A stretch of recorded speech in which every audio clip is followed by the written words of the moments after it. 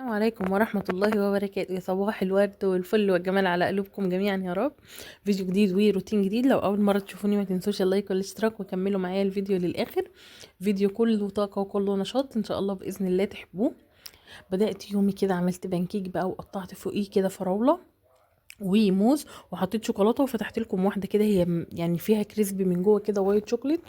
عايزه اقول لكم بقى، حطيت الورد ده، هو الورد ده بيتاكل بس حرفيا انا مش حطاه يتاكل، انا حطاه كده علشان خاطر الواحد يومه يبدأوا كده بحاجة حلوة. عارفين بقى اللي هو بدي لنفسي طاقة، بنشحن نفسنا، لان حرفيا الجو برد قوي الايام دي والواحد مكسل يعمل اي حاجة. انا حرفيا والله العظيم البيت عندي يضرب يقلب، وهوريهولكم. يعني انا معظم الوقت مثلا بحب اوريلكم ونضيف، اديلكم طاقة وكده.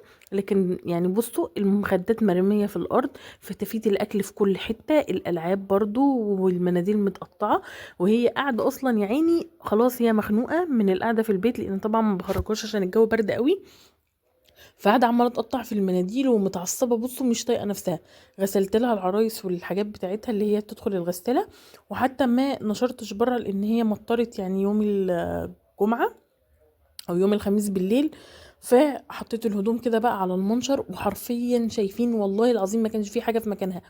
وكيس الشيبسي ده عشان بس محدش يقول لي الشيبسي منقطع، وانا عارفه ان الشيبسي منقطع وكل حاجه. هو السوبر ماركت بعته وانا سبته، وقلت لهم يعني كلمتهم عشان يجوا ياخدوه تاني. فحطيته كده، وحرفيا المطبخ مليان مواعين، والبوتاجاز وصل لحاله صعبه جدا جدا. وبصوا بقى الشعريه اتدلقت مني في الارض. فالدنيا كانت بايظه حرفيا من جميع الاتجاهات زي ما بيقولوا. فقلت كده بقى مش مشكلة.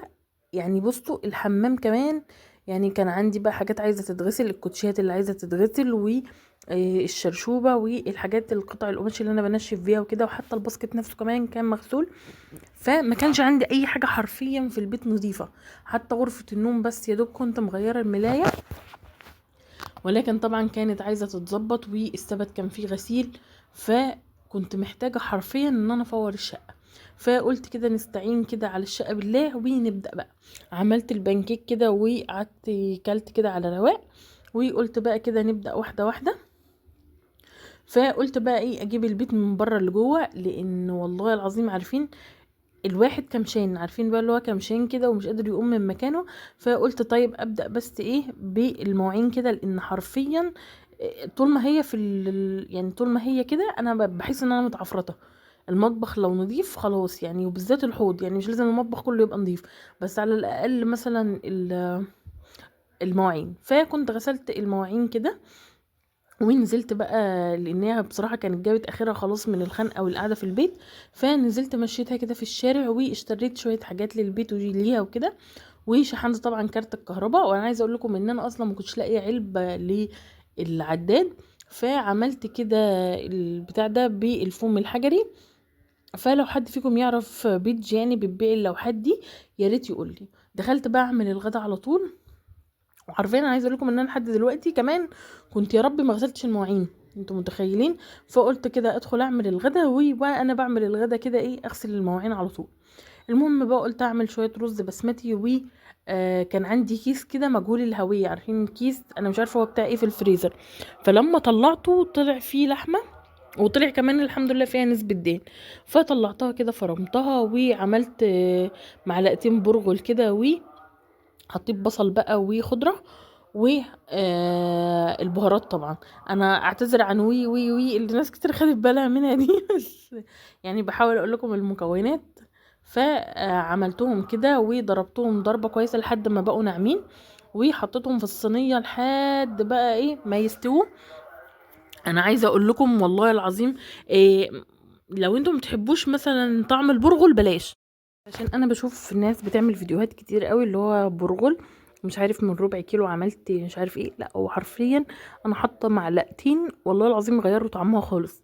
من غيرها كان هيبقى يعني طعمه احسن، والمعلقتين يعني مش هيفيدوا، هيعملوا ايه صباعين كفته يعني، بس توتال غيروا طعم الكفته. فالمره الجايه ان شاء الله اعملها من غير، يعني هعملها من غير برغل يعني.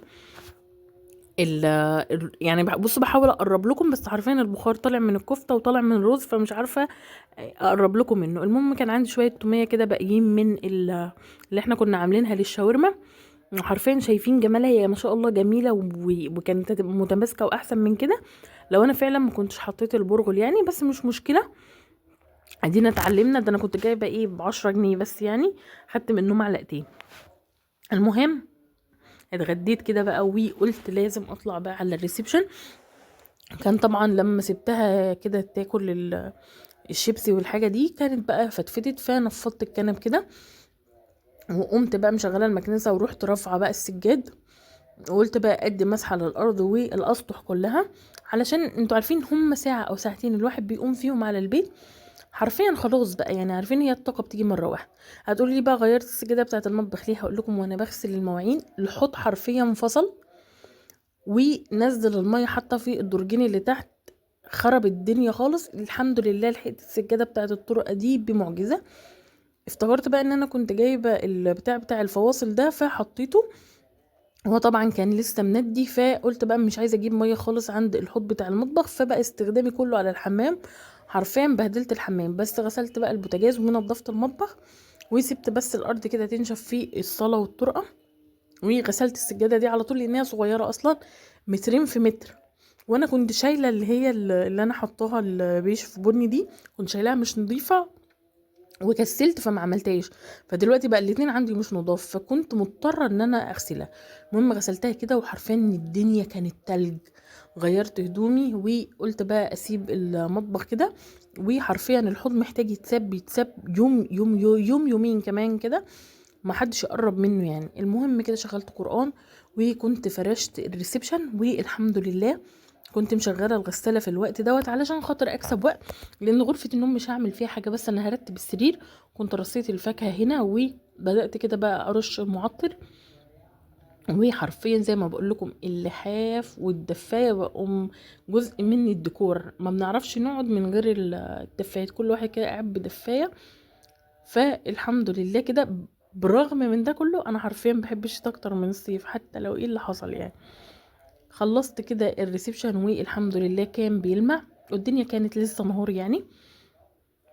فقلت بقى على الله يعني، هم ساعة او ساعتين الواحد بيقوم، بس انا حرفيا البرد متكتكني. عارفين انتوا قاعدين مش قادرين تقوموا، وطول ما انتوا سايبين نفسكم الموضوع يعني بيزيد، مش مثلا بيقل، لا اللي هو بيزيد. فانتوا لازم بقى يعني مش هقول لكم بقى لازم تنظيف كل يوم، بس على الاقل وزنه يعني. ممكن مثلا تعملوا نص البيت يوم ونص تاني لو انتوا بتحبوا تعملوا الحاجه كل يوم، وممكن زي ما انا ما بعمل ممكن يوم يومين لا كده يعني. وبحب بصراحه بعمل الاكل بزياده علشان يبقى عندي تاني يوم حاجه اسخنها يعني، مضطرش ان انا اشغل البوتاجاز كل يوم. هنا كده كنت بوريكم ان المطبخ اللهم بارك كان زي الفل كمان. وخلاص كانت السجاده بتتصفى، وانا كنت حطاها في الطبق، كانت نزلت كل الميه من فوق، بس للاسف الجزء اللي بينزل فيه الميه ده كان مخليها مبلوله من تحت. المهم رتبت السرير كده، وبعد ما حطيت البطانيه كده حسيت اللي هي لا شكلها مش لطيف، فوقفت كده ورحت فردها على السرير كله. وكان بقى الاطفال اللي معانا في العماره يعني جم علشان خاطر يلعبوا معايا شويه، لان هي حرفيا نفسيتها من الحبسه بقت وحشه قوي يعني. وهنا كده كنت حطيت المشاية علشان خاطر تتصفى، والغسالة كانت خلاص اللي هي بقى بتعصر، فكان فاضل لها 5 دقايق كده. كان الحمد لله ما فيش حاجة بس هتتعمل غير الحمام، فكنت مخليها بصراحة للآخر. قلت بس انشر كده وبعد كده اشوف الحمام انا هعمل فيه ايه. حطيته لكم كده بقى الحمد لله، نضفته يعني وغسلت الارضيه وقفلت الكفر بتاع الغساله، وحتى رحت مديه الشباك مسحه كده وسيبته ينشف من بره، والدنيا كلها كانت زي الفل.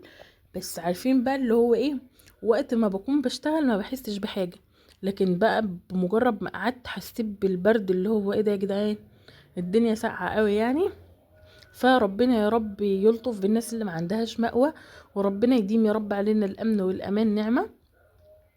الحمد لله ظبطت الدنيا. عايزه اقول لكم اشيل الست البروسلين ده، لان حرفيا خديجه مثلا وانا بغير لها الدايبر ممكن تمسكهم تدشهم في الارض، اللي هو يا بنتي يا بنتي اهدي، قولوا لي بس السن اللي انتوا بتعجنوهم عنده امتى، لان حرفيا خلاص يعني بقت مطلعه عيني ومبقتش قادره استحمل بصراحه. المهم كده بقى طلعت الغسيل ونشرت، وقلت بقى عايزه اتدفى، فاعمل ايه؟ كان عندي كيس اندومي كده عملته، ورحت عامله هوت شوكليت كده، وقلت احطه في المج الحراري لان انا كده كده مش هشربه دلوقتي. بس ايه اللي هو انا مش هقدر اقوم اعمل حاجه تانية، وحطيت شويه سناكس كده، وقلت بقى خليهم جنبي. وبكده يكون روتيني النهارده انتهى. يا رب يكون الفيديو خفيف ولطيف على قلوبكم. اشوفكم ان شاء الله باذن الله في فيديو جديد وروتين جديد.